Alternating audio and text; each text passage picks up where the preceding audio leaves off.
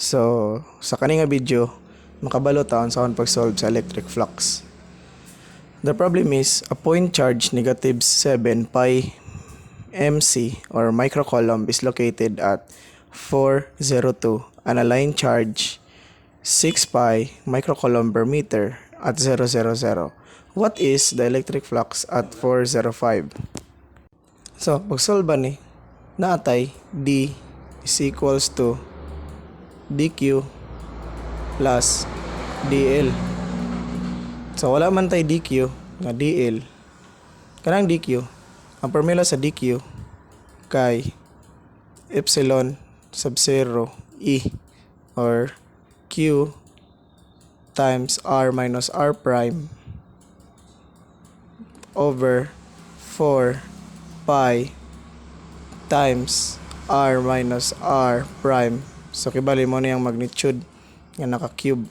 Well, ang dl ay ang formula na is pl or rho l 2 pi rho a rho. So sa pag-solve ani, kuha na to si dq ug si dl. Pag kuha ni dq, kini mong q dinhi mo na nimong 7.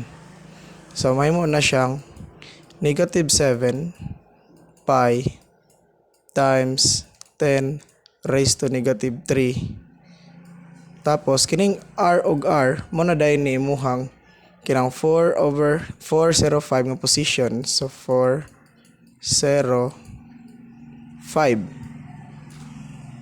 minus 402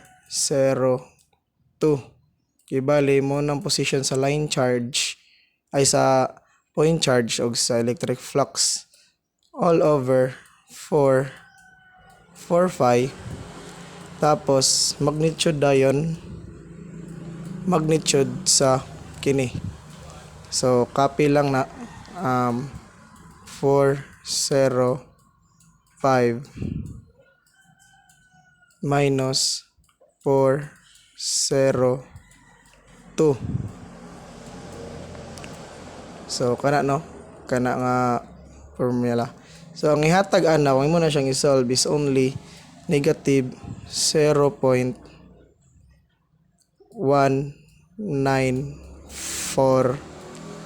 AZ.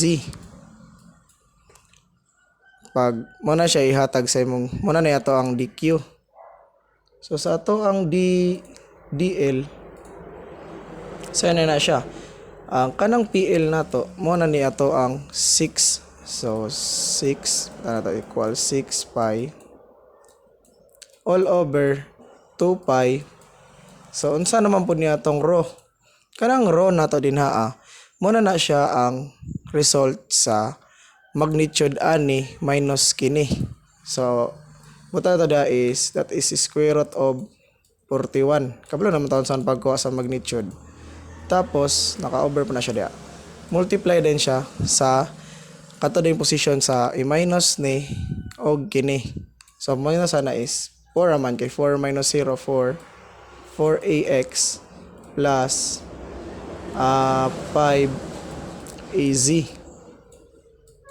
So kung ato na siyang i-solve tanan kini nga position, muhatag na siya og 1.87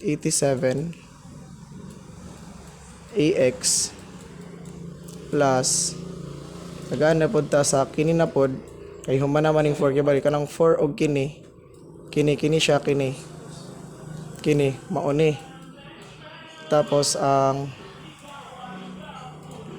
kini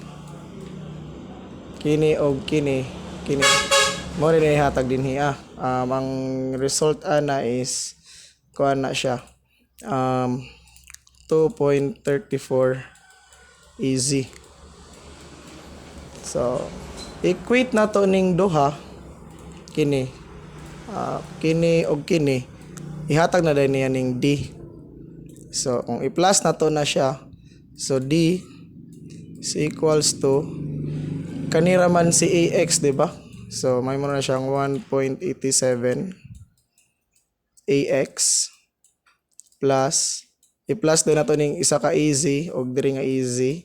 So tagaan ta na og 2.34 5343 niya mo na din itong electric flux sa kaning location kaning 405. So ang atong kuan na micro coulomb per meter squared. So mo na niya ang ato ang final answer.